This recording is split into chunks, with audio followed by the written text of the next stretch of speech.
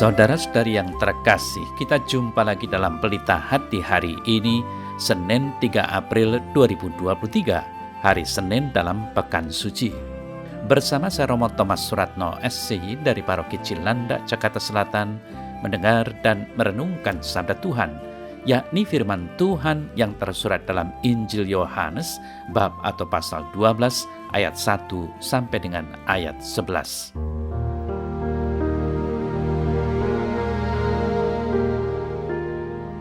Enam hari sebelum Paskah, Yesus datang ke Betania, tempat tinggal Lazarus yang dibangkitkan Yesus dari antara orang mati.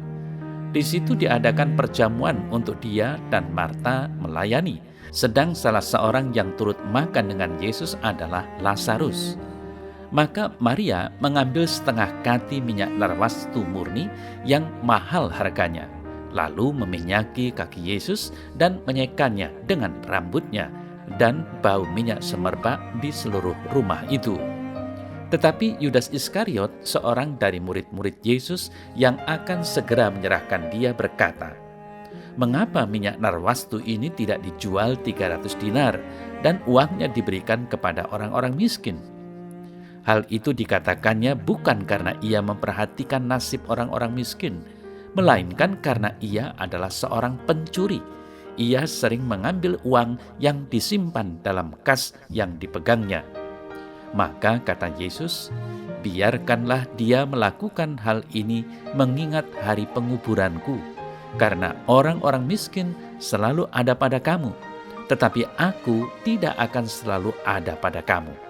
Sejumlah besar orang Yahudi mendengar bahwa Yesus ada di sana, dan mereka datang bukan hanya karena Yesus, melainkan juga untuk melihat Lazarus yang telah dibangkitkannya dari antara orang mati.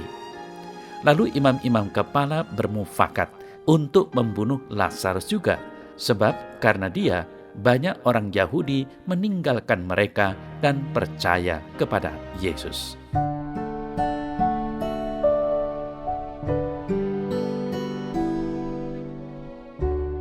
Saudara-saudari yang terkasih, warta Injil hari ini mengisahkan keluarga Lazarus dan Yesus.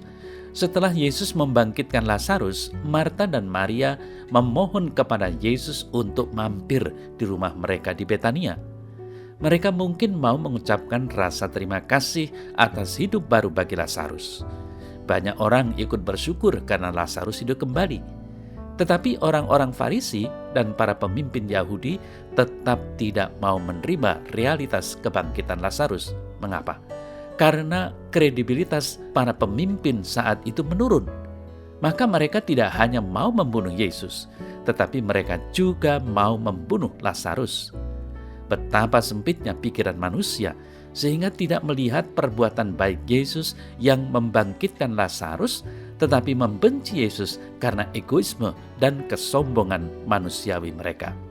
Saudara-saudara yang terkasih, kisah lain yang kiranya menarik perhatian kita dari warta Injil hari ini adalah rasa hormat perempuan yang disebut Maria terhadap Yesus. Ia mengambil setengah kati minyak narwastu murni, lalu meminyaki kaki Yesus, mengeringkannya dengan rambutnya. Bau semerbak minyak itu melingkupi seluruh rumah.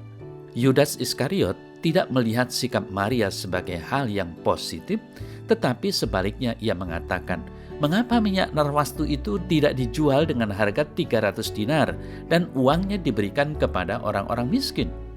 Reaksi Yesus terungkap dalam kata-kata ini, "Orang miskin selalu ada padamu, tetapi aku tidak selalu ada pada kamu."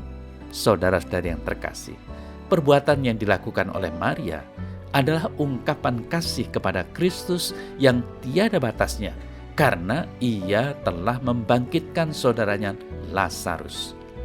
Minyak narwastu murni dengan semerbaknya melambangkan kasih yang sempurna akan Kristus yang nantinya menderita, sengsara, wafat, dan bangkit dari alam maut.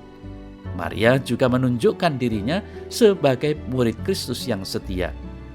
Ia tidak melakukan perhitungan apa-apa dengan Yesus, tidak melihat berapa harga minyak itu, atau apa kata orang tentang perbuatannya bagi Yesus. Dia hanya mau berfokus pada pelayanan sebagai wujud kasih yang sempurna bagi Yesus. Maria menggunakan logika hati, dalam hal ini kemampuan untuk mengasihi. Sikap Maria berbeda dengan Yudas Iskariot.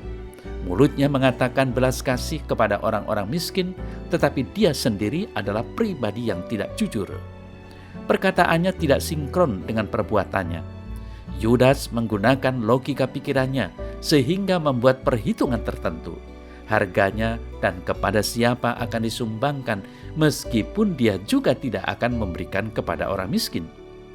Saudara-saudari yang terkasih, dua tipe manusia ini selalu ada di dalam diri kita. Hari ini kita diajak memilih apakah kita mau mencintai Yesus dengan sepenuh hati seperti Maria atau bersikap munafik seolah-olah mengasihi seperti Yudas Iskariot. Banyak kali kita cenderung menjadi Yudas Iskariot yang berdalil seolah-olah melayani kaum miskin, tetapi semua yang kita lakukan hanya demi nama baik, gengsi, popularitas, bahkan mengambilnya menjadi milik pribadi. Kita bisa saja membantu sesama, tetapi penuh perhitungan. Betapa lemahnya hidup kita di hadirat Tuhan. Mari kita berlaku seperti Maria. Ia memandang Yesus sebagai Tuhan dan memuji Dia dengan ungkapan kasih kepadanya. Mari kita melayani Tuhan tanpa perlu membuat perhitungan apa-apa.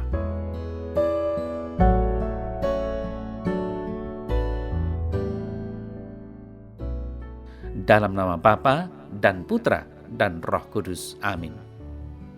Ya Tuhan Allah, berilah aku semangat seperti perempuan yang disebut Maria dalam warta Injil-Mu hari ini, melayani dengan sepenuh hati tanpa perhitungan duniawi. Terpujilah nama-Mu kini dan selamanya. Amin. Semoga Allah yang Maha Kuasa memberkati saudara dalam nama Bapa dan Putra dan Roh Kudus. Amin.